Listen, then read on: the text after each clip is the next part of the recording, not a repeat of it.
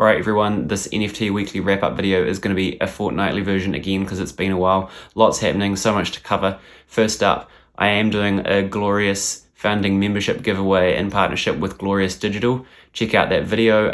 They also have announced this week that they have a Fiona Partington drop coming up on Wednesday night. So if you get in on that, you also are able to get the airdrop of like part 2 of that when that comes out sometime in the future. So that's pretty cool. Definitely worth looking into Glorious Digital if you haven't. It's a whole new space and they're definitely going to get some other people into the NFT space who may not be so keen on the Bored Apes or the gaming side of things. So the art looks epic on a Samsung frame, and yeah, trying to figure out if I can get one somehow. So Jadu announced a bit more about their Avas, which is their avatar for the metaverse. They look pretty cool.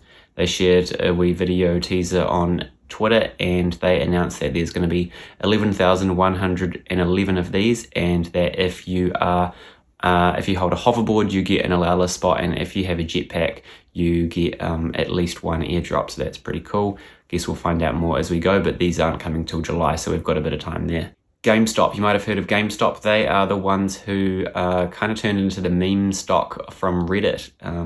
Everyone was buying GameStop and making a lot of money. They have announced and released their crypto wallet. It's currently in beta, but you can go in and check that out. So these guys were kind of like Blockbuster for games and kind of slowly dying, and Reddit really got behind them, and it's cool to see that they've kind of pivoted and gone somewhere where they see that the future may be heading. OpenSea's May sales were actually up, but I think that's mainly due to the fact that Otherside minted on the 1st of May, and that was their biggest day in NFT trading. In August 2021, it was about 323 million, and on the 1st of May, it was 476 million in ETH traded, and that's in US dollars too, so an insane amount. OpenSea have also started reworking their UI.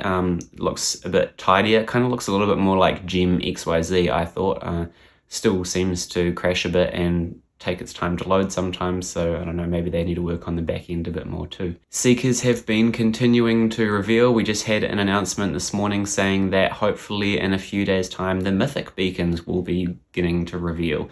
So, and before that happens, the remaining standards and rares will be fully revealed. Some people were speculating that the unrevealed standards and rares were more likely to be more rare, but the team kind of confirmed that they were just further away in the metaverse and they had longer to get back home to their beacons. Also, they said to keep an eye on the finer details. We've seen some pretty cool things in backpacks, so maybe we're going to get like some extra NFT drops for some of these seekers that have come back.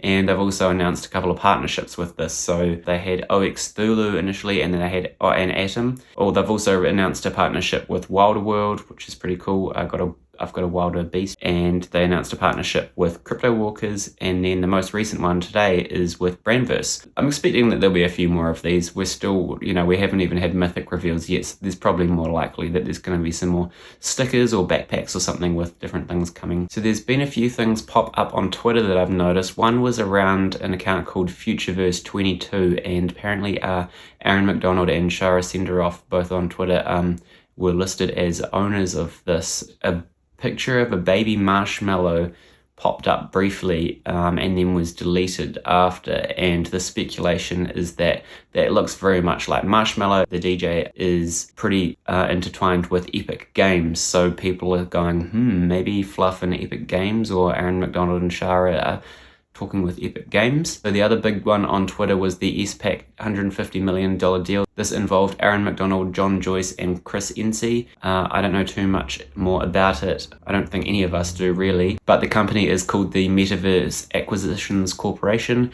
and apparently with a SPAC kind of deal, you've got 18 months to acquire a company, so they're probably on the lookout now, so who knows what's going to happen there, but maybe that's how they're getting some of these funds from New Zealand to America. Not sure. Maybe that's how they're getting some of these companies that are not so familiar or understanding of Web3 into the Web3 space.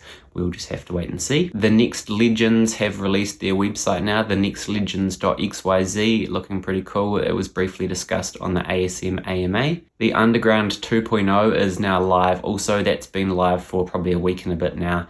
But very cool. You can go in and you can swap your party bear scene and sound. So I chucked in my party bear a different background, the Young and Sick one, which I think looks pretty cool with the colors. We also had the honeypot drop. I'm not sure if that's been in the last 2 weeks. expecting something on Friday. They said there's going to be a big party in the Fluff Discord, so maybe Honeypot's actually revealed from these blueprints, or maybe we get to see party packs, or party packs get dropped. I don't know. Guess we'll find out on Friday in the Fluff Discord. And finally, Atom Car Club had a marble race on Twitch today. These are quite cool. You can like type !play, and then you can join in on this marble race. You get entered in, and then it goes around the track. It's all simulated. But anyway, they gave away 2 board boxes and also a physical ray gun, which is pretty cool.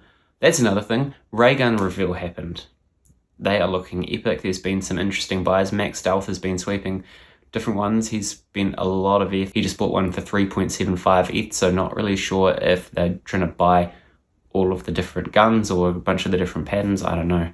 Probably speculating on something there. In the Atom Twitch today, they also shared a bunch of blueprints, and they talked again about how owners would get a bit of track, and you could potentially make money off this or whatever.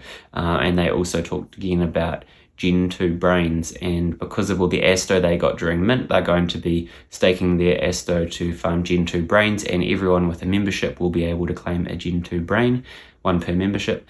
And this also doesn't have to be used in Atom, so you can use this across the metaverse or whatever, so you could use it in your A for football players if you wanted. They also talked a bit about some cars will do better on some tracks than others. They also mentioned that membership owners would be able to help create the cars in some way, so interested to see how that unfolds. And they also talked about in-game, in Burndown, there would be some discounts for membership holders for in-game consumables.